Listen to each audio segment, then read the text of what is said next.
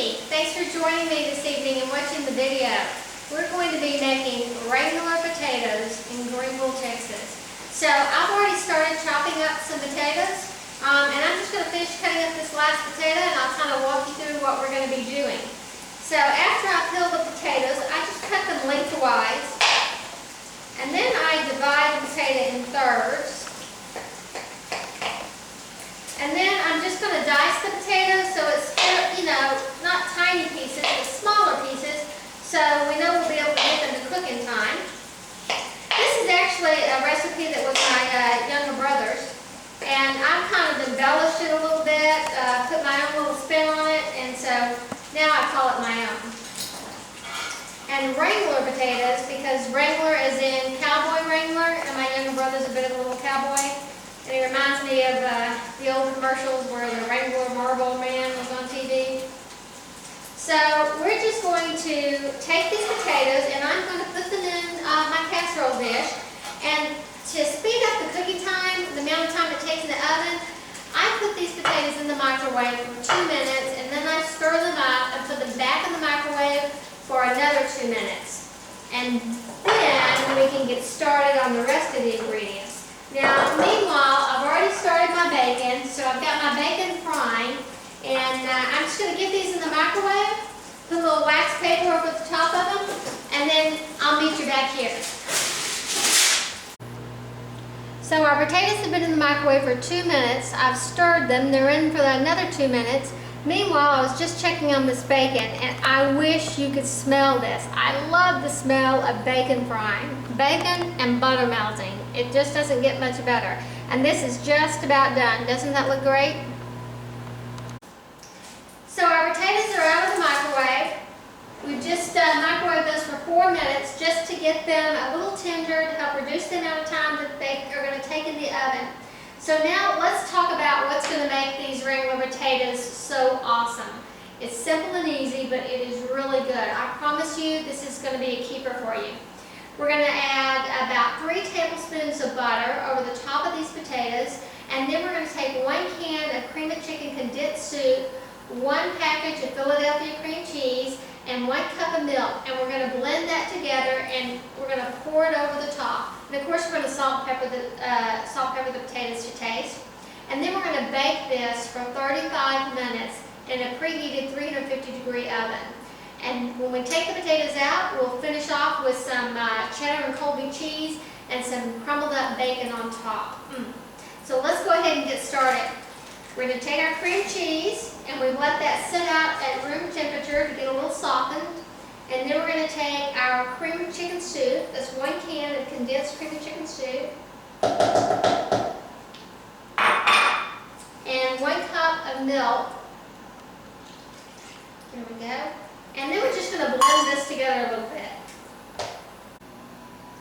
Okay, so we've mixed up our cream cheese mixture, and we just need to generously salt and pepper your potatoes.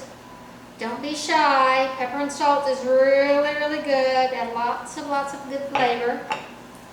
Stir that in. And let's hope I don't start sneezing, because I think I got a gulp of that pepper.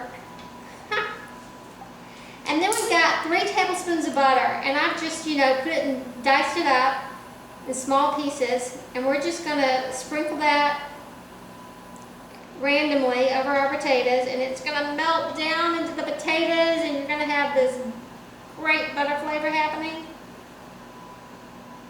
Got to use your hands, ladies. That's what cooking's all about. That's why we keep this rag right here, so we can do cleanup duty.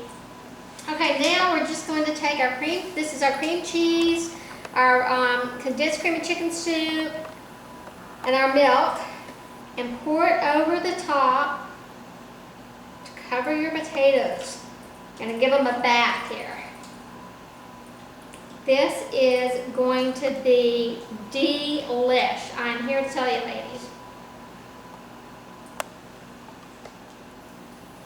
So we're just going to spread this out, and then we're going to cover this with foil and put it in the preheated oven for 350 degrees, and then we'll be right back. Okay, our Wrangler potatoes should be done. So I had these in the oven for 35 minutes at 350, 355. And I checked them about 35 minutes into it, and they weren't quite tender enough, so I put them back in the oven for another 5 minutes. So they've been baking for 40 minutes all total.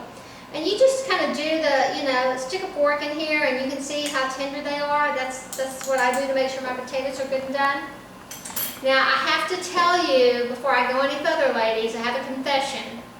I had these potatoes in the oven for about 2 minutes when I realized that I left out a secret ingredient, and it is the key ingredient. I couldn't omit it and go on. That just would have been sacrilegious. So you want to know what the secret ingredient is? Bacon fat. I'm telling you, it is delicious. It adds so much to the flavoring. So we're going to add some bacon and cheese and then get it back in the oven for just a few minutes to melt. This bacon is so good. So we're just sprinkling the bacon on top randomly.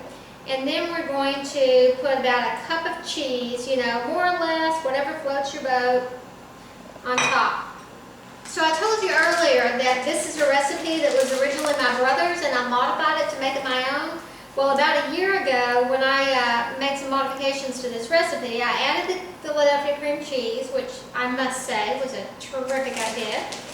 And my brother, when he makes this, he puts his bacon uncooked on the top and bakes it. And you get all that great flavor of the bacon fat that just, penetrates through the potatoes. And I love the flavor, but I don't like the texture of the bacon. It doesn't get brown and it doesn't get crispy. So my solution is to fry the bacon ahead of time like we did. That way I get this good crunchy bacon. But I take about a tablespoon, it's just about to be a cup of cheese. I take about a tablespoon of the bacon fat and add that over the potatoes. So we're just going to stick this back in the oven, and it's only going to take a few minutes for the cheese to melt. Check it out. Does that look gorgeous or what? So I'm just going to sample some of these potatoes, and I am not going to be bashful because I love them. I want lots of fresh cheese and bacon bits on top. These are going to be so good. I'm telling you, ladies, I would not lie to you.